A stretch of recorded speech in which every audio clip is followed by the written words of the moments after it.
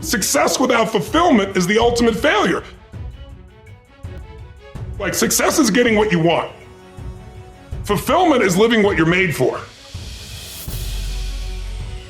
Fulfillment and success, they're not even the same universe. People ask me all the time, what does it take to be happy? And I always tell them it's really simple. One word, progress. Progress equals happiness. If you keep growing, you're gonna feel alive. And if you keep growing, you're gonna have more to give. It doesn't matter how many statues, Oscars they give you, or Emmys, or how much money you have in the bank. We've all seen people have all those things, and I get the phone call because they're depressed, or somebody commits suicide in that area. It's really an inner game, and I think that's what's missing for us today. Everybody's focusing on the outside world, and how there's a lot of things in the outside world you'll never be able to control. You can influence, but you can't control it. This, your mind, your emotions, your body, you have 100% control over what you do with these things, and that's where the game is won. Win the inner game, then you win the outer game. But a lot of people spent their life trying to win the outer game, they won and they're miserable. Someone can tell you your whole life you're a piece of crap, but you can say, screw you, read between the lines and make your life work. Someone can tell you your whole life you're beautiful, you're intelligent, you're the smartest person in the world, and you don't believe it. Because self-esteem doesn't come from what people say about you. Self-esteem is earned within yourself. It's esteem for yourself, which only comes by doing things that are incredibly difficult, and then your brain goes, this is who I am. You really gotta figure out what you're made for, and nobody knows in the beginning. So you start where you are and you do what's in front of you, do what's next, and you keep growing until you start to discover, hey, this is my real passion. So identity is the number one thing I work to change with people, to expand it. Expand your own sense of who you really are and what you're capable of. And the mindset has to be destroy any limitation and move forward, move forward, move forward. I think passion is the genesis of genius. If you've got enough passion, you're gonna find answers nobody else does. But most people run out of fuel, meaning they get tired, they get exhausted, they get burnt out, they get the law of familiarity. They're around something so much they take it a little bit for granted. And I've managed to see something in myself that I found in every great leader that I've ever respected, and that is, I value intelligence immensely, but I know really smart people can't fight their way out of a paper bag pragmatically, right? What I see as the one common denominator of people that are successful over a lifetime is the sustained hunger. Hunger is the number one factor. You need to be good at pattern recognition, and that's what gets somebody strong at anything. I mean, you look at, why is Amazon doing so well? You realize one pattern was valued over anything else, convenience, right? If you look at Tom Brady, a friend of mine, he's got pattern recognition like nobody else at 43 years old. He's able to do things no one dreamed could be done. He's got more Super Bowl rings than any team. See, what do they see that none of us see? What's the pattern? Then you gotta learn pattern utilization. It's one thing to see it, it's another thing to use it.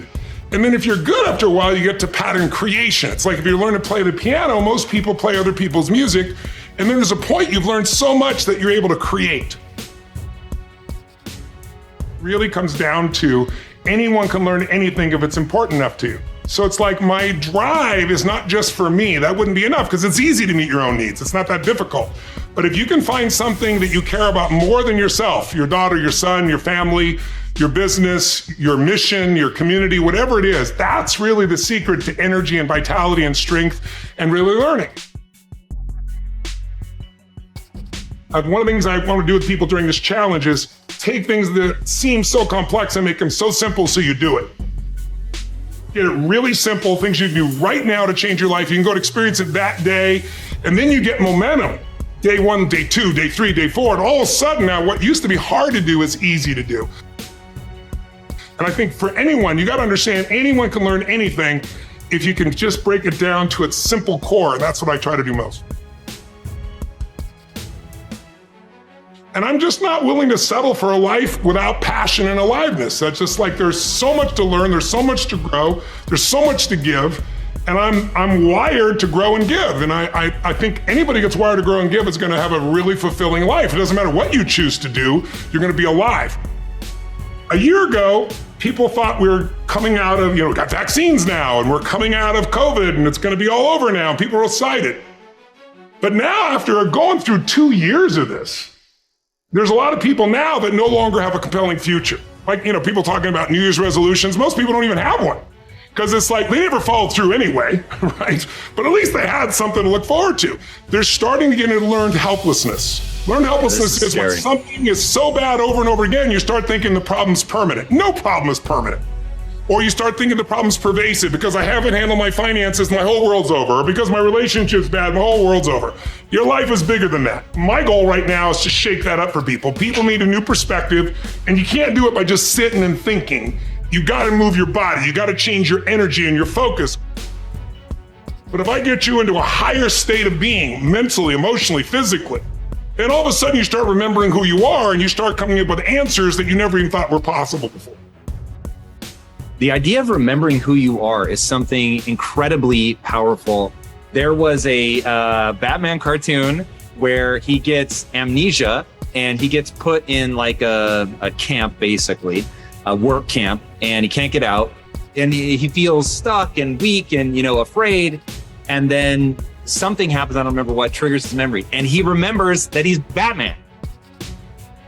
Just in remembering that he's Batman, he then takes the actions to fight his way out. And look, I know it's a cartoon, but that has always resonated with me. And whenever I'm feeling anxious about something, I always tell myself, remember who you are. But you're really talking about the most important concept in lasting change, identity. We all define ourselves in certain ways. So you start where you are and you do what's in front of you, do what's next, and you keep growing until you start to discover, hey, this is my real passion. And it can change. People go for 5, 6, 7 years and then they usually question their business, their career, their body, their relationships. And then one of two things happens. They change direction and feel renewed, or they go, no, I got a great deal here. What the hell's wrong with me? And they recommit and they get stronger. But that's life. And if you don't grow, I don't give a damn how much you got going for you, you're going to be miserable. I think as early on, I realized that, one of the things you have to understand about life is everything changes and everything ends. And that kind of sounds heavy on the front end, but it's a truth. If everything changes and everything ends, number one, it should make you appreciate what you have right now. And then my view is what's next is always better. If I make it so, it's my job to make it so.